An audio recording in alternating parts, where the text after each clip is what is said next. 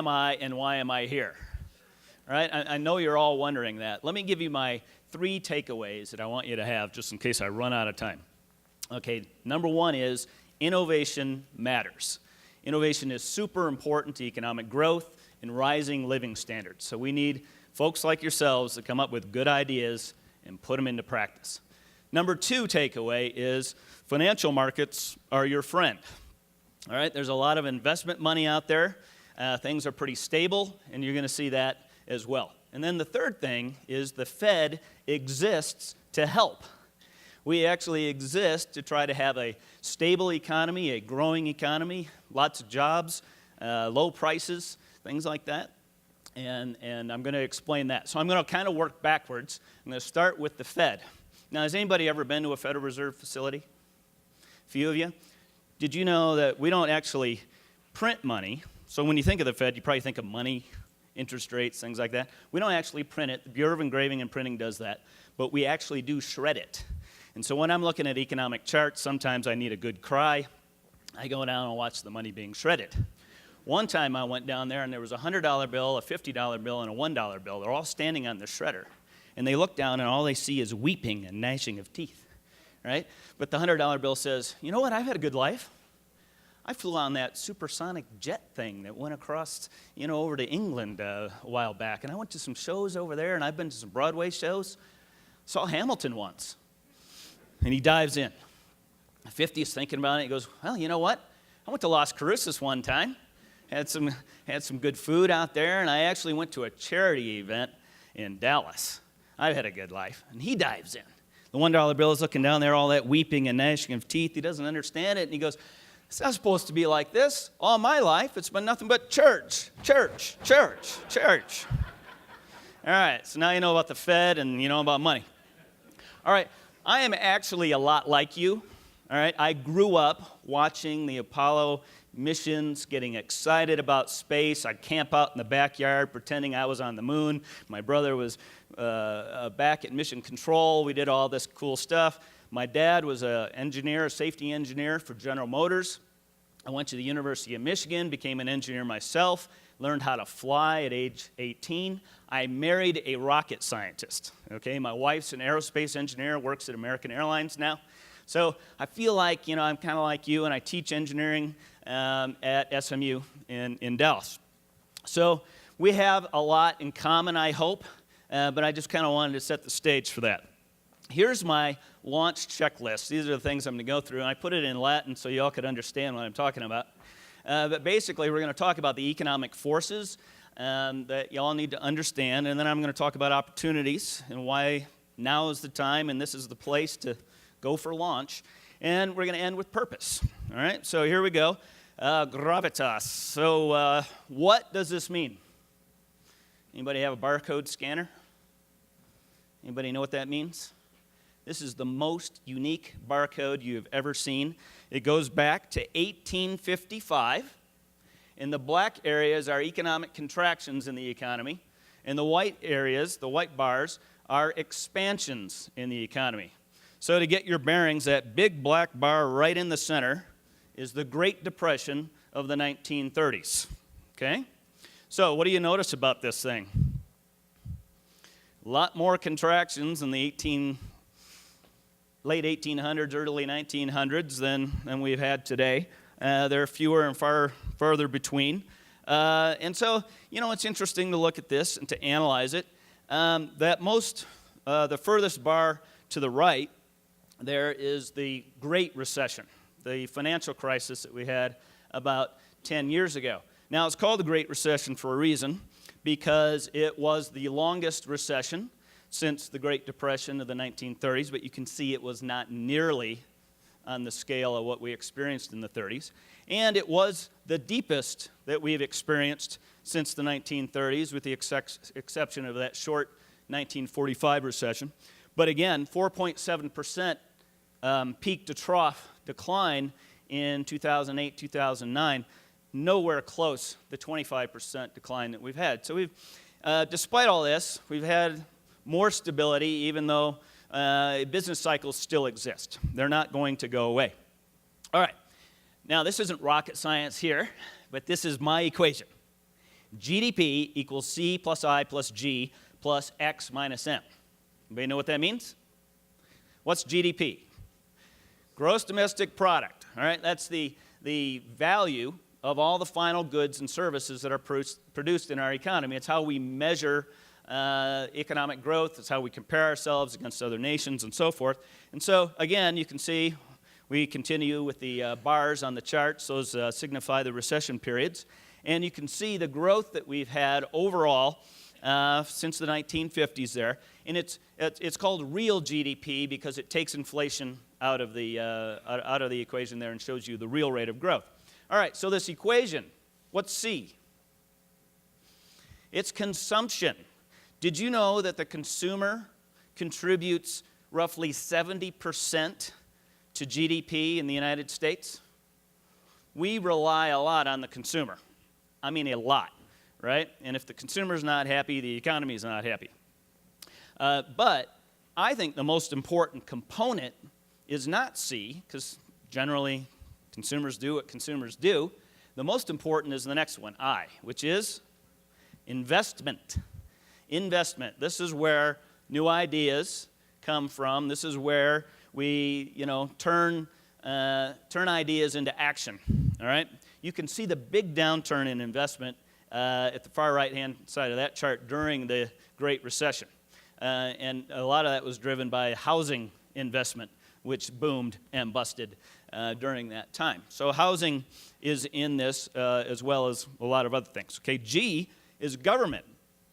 And both government and investment today make up about 17% each as far as contributing to GDP. And you can see the government has kind of tapered off recently. They're not contributing to those rates of growth and to the overall economy as it used to. And then finally, what's X minus M? Exports minus imports, or the trade deficit. It's a negative about 4 or 5%, persistently running that since the 90s. And so this makes up the full picture of what we want to look at. Now, that government piece is important because you're probably not going to see government be able to contribute a lot to these endeavors, at least not in the near term, because they have a lot of mandatory spending that has grown through the years and is expected to grow in the future, mainly through the social programs that we have are already established and the unfunded liabilities that are on the books. So financial markets are important to turn to. Now, I want to separate the federal government, fiscal policy, that's government spending, taxes, all that, that's done by Congress and the president, and the Fed. The Fed is created independent of government. It's created about 100 years ago in 1913, and its purpose is monetary policy and financial stability. And we have a dual mandate. The first one is price stability, to keep inflation low, to keep the value of your money strong, so that banana that you buy tomorrow costs roughly what the banana is that you bought today. And we also, all central banks, by the way, the ECB, that's the European Central Bank, Bank of Japan, Bank of England, they all have a price stability goal. And most industrialized nations have picked a target of 2%. And I can go into that later, but I don't need to in this presentation. The other goal that we have for the Federal Reserve is full employment, or as the Act says, maximum sustainable employment growth. And one way to measure that is through unemployment rates and actually counting jobs, counting payroll employment, and so forth. And by the way, we're the only central bank in the world that has this second mandate on us. Now, there is something the Fed can do about price stability.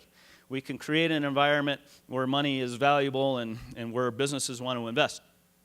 If we do that right and properly and have low long-run interest rates and a stable and predictable inflation rate of around 2%, we can probably then bring about that second goal of full employment. So how's the Fed doing?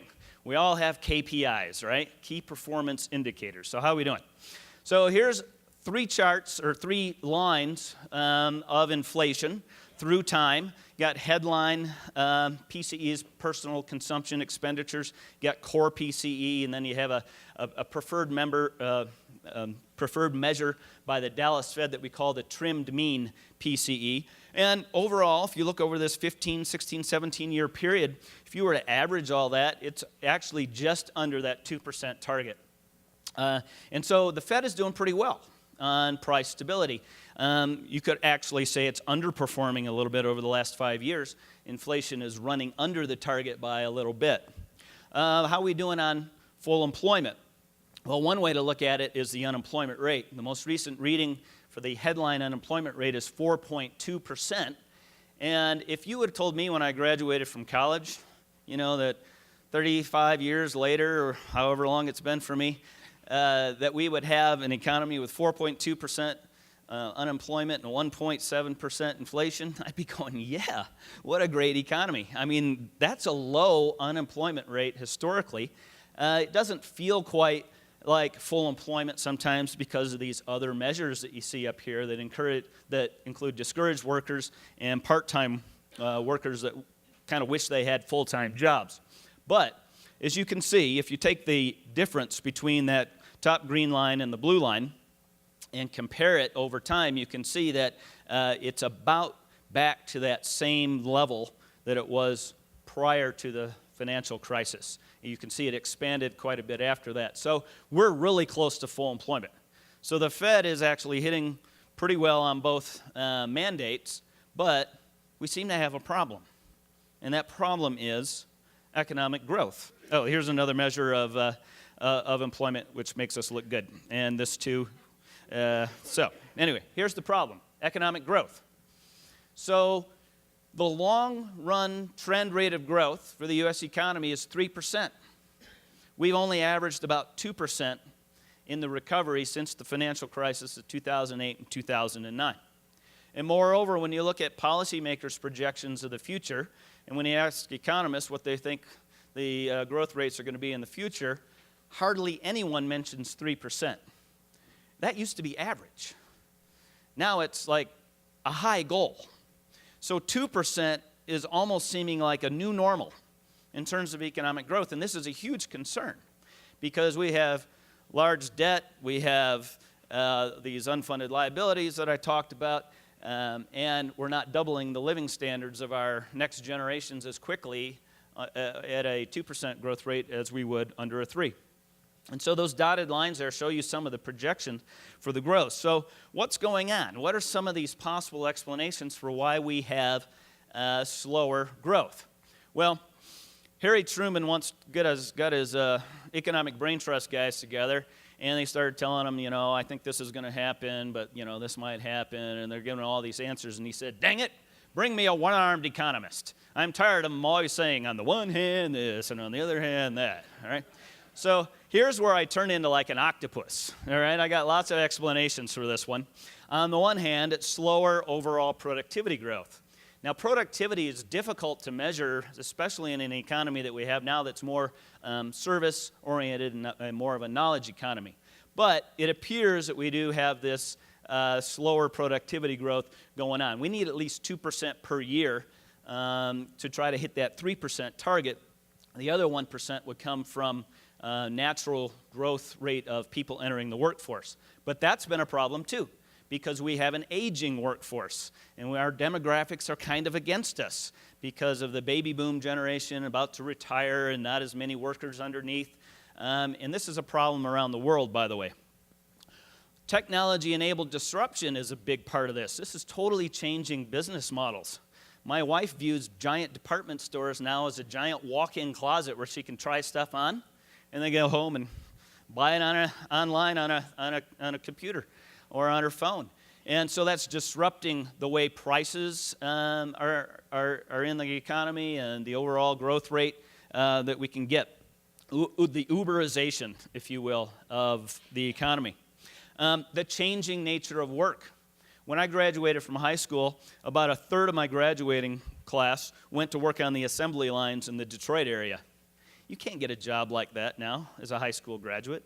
You have to have more skills. You have to learn how to deal with a robot, right? You have to learn how to program it and fix it and so forth. And so that has slowed the growth rate of the economy if we can't get education up to where it needs to be. And what about globalization? Jobs are going all over the world now, and opportunities are all over the world. And this is a big one to me, higher federal debt to GDP. That's a huge drag on the economy, and I think that's one of the reasons why we may have permanently slowed the overall GDP growth rate, and we might not be able to get back to that 3% as soon as possible. And then finally, economic and political uncertainty. And so this makes business people and consumers sit on the sidelines and not actively participate in the economy as they normally would. So I've done a lot of research on this topic, and I'm going to share some of that with you. But that first thing there is the Fed exists to help. Now let's take a look at some of the financial markets and some of the innovation that happens. Did you know that the U.S. is a case study in miracle growth?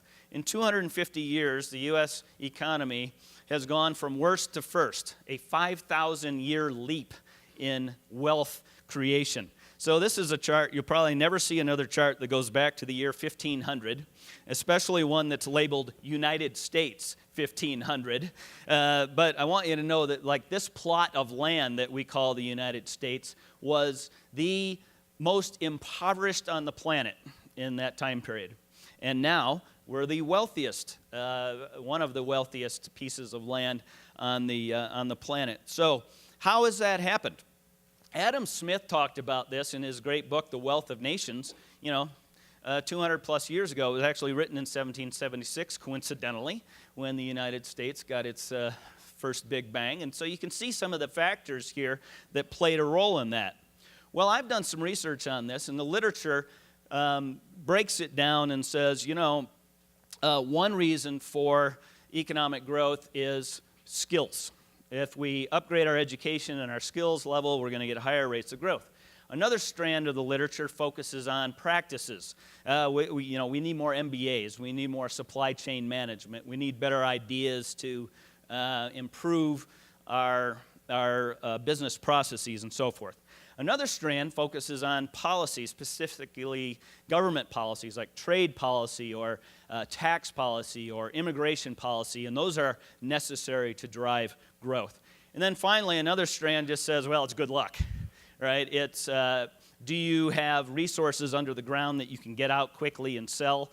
Do you have good ports? Do you have good climates? Some of the things like that. So I studied this, and I did a neural network cluster analysis where I looked at 119 nations, and I looked at a whole bunch of variables. And if you know anything about neural network models, they try to look like the brain, if you will, and the cluster analysis tries to find similarities and differences, orthogonal, mathematical characteristics and so forth, and it tries to sift and sort through your data, and you just let it work until you finally shut it off.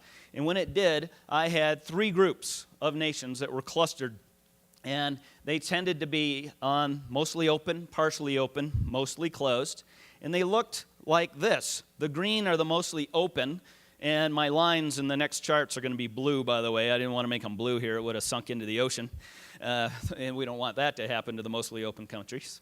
The partially open here are in yellow, and then those mostly closed nations are in red. And it almost took on the same characteristics of what you might think of as developed economies, developing or emerging economies, and then less developed economies. And so they tended to kind of fall within those categories. But here's what's really interesting. Openness and freedom go together. The Fraser Institute puts together this measure here of freedom, and they have these 5 different pieces that go into it. And what's really interesting to me here is that the size of government doesn't really matter. You look at that, and they're all bunched in there right in the middle. But what does really matter is legal structure and property rights. When you have the enforcement of contracts, when you can protect your idea, this is super important to economic growth in those countries. And it shows up in other ways. I correlated this with the legal structure and property rights index there is on the x-axis, and on the y-axis, I have a corruption perceptions index that is put together by this institute, the Transparency Institute. And you can see that there's this kind of negative correlation. When you're perceived to be highly corrupt, you also have low legal protections. When you're perceived to be highly clean, you also tend to have high protections, and the rule of law is actually in place. And the larger the circle there is GDP per capita. So it's the size of the economies. And you can see the blue rings are mostly open, the yellow are partially, and then the red are mostly closed. So interesting results there. And it brings me to this story. You ever just, have a problem that's so hard that you got to go to the brain store? Well, if you ever do, you might walk into this one, and you'll walk in, you'll see engineer brain, $3 an ounce, physician brain, $4 an ounce, and lawyer brain, $1,000 an ounce. Well, the guy that went in there, he said, "What's up with this? How come lawyer brain is so much?" And the butcher behind the counter, he says, "Do you know how many lawyers I had to kill just to get 1 ounce of brain?" So, this goes to Shakespeare. I think it's Henry VI. He has Dick the Butcher in there, and he's got Jack Cade, who says, I'm gonna take over. I'm gonna give everybody everything they want, and everyone's gonna love each other. And I can't remember the exact words. I don't know Shakespeare, but Dick the Butcher says, "First thing we do, we kill all the lawyers." Well, I'm not advocating that at all. In fact, I'm wanting to bring out the opposite, because it's really important to have the lawyers that are protecting the property rights and intellectual rights and the rule of law and so forth. So my research then, with all this information, what drives economic growth? The number one thing is ideas, innovation, entrepreneurship. Ideas matter. They make the most difference here. And so just to give you a thought experiment, let's say that I invented this little clicker device here, but instead of this being a little clicker device, I could point it at things and it would give it unlimited energy. I could point it at my car, unlimited energy, my house, unlimited energy, and no cost for this energy. Is that a good idea? Transformative? And who's going to benefit? Me, right? I'm going to benefit a lot from this idea. Now, what if I invented this and I was in North Korea? Who benefits? Probably no one. And what if I was in Russia? Who benefits? Putin and his cronies, right? So the second thing is super important, strong legal protections and the rule of law. And then after that, trustworthy financial markets, because it's built on this foundation, all right? And then we have the other factors here of trade, education, and technology, all of which are important. So I talk about this in a TED Talk in case you want to look it up. It's called The Wealth of Innovations. I did it a couple of years ago. And here's the general model for this economic growth. People, ideas, and things are the resources. They go into this economy, but you can see that it sits on this foundation of the rule of law and the protection of people, ideas, and things. Financial markets are on top of that. Financial markets are your friends. And we're the biggest economy in the world. You can see a lot of the notable outcomes there. Top universities, more Nobel Prize winners, more new businesses created, more patents. Awesome, awesome, awesome. Now is the time. This is the place. There's a lot of investors out there. They want to be involved, and they want to be committed and see the fruits of your labor and your outcomes. So, opportunity exists. So finally, purpose. Vision and purpose are your most powerful driving forces. If you can inspire people and excite them and challenge them and be strategic about what you're doing, you will get followers. You will get people to come on board with you. And I think we're now in what would be the sixth wave of innovation here. And that sixth wave of innovation has already started.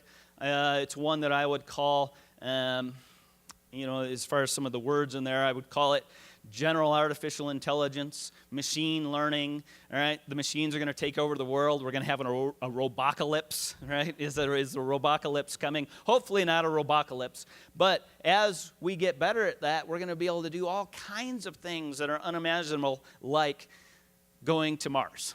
And that's so exciting because I think it will happen during this sixth wave of innovation. So my challenge to you all here is don't let this gap between current reality and vision, don't have it lowered by lowering your vision. There's this creative energy that exists because of that gap.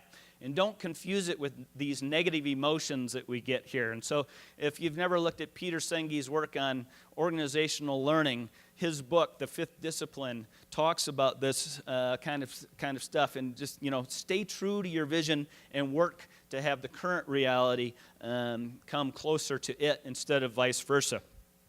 And just to close, I'm kind of a marathon man.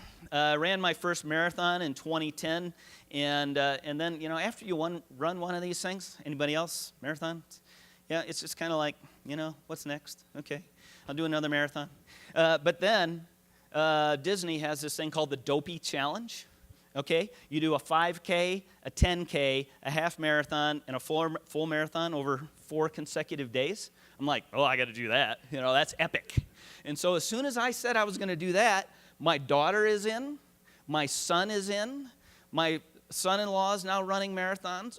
You inspire others as you continue to ramp up your vision and work to meet them. So take your game to the next level. There's going to be mistakes, but you can learn from them. You create your own funding sources. You can see that here. I thought running was going to be inexpensive for me. I thought, shoot, all I need is a pair of running shoes, $120, maybe some socks, some clothes, $200, I'm in.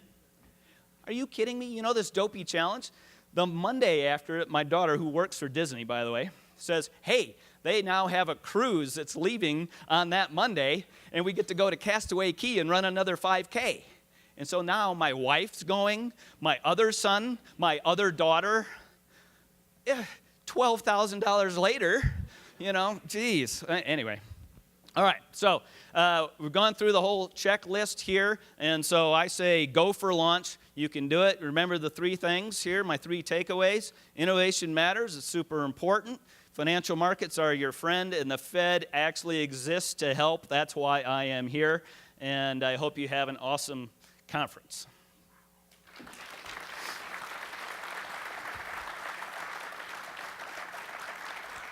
And I almost used enough time to successfully avoid answering any of your questions. Well, we have a break, so we can run into the break.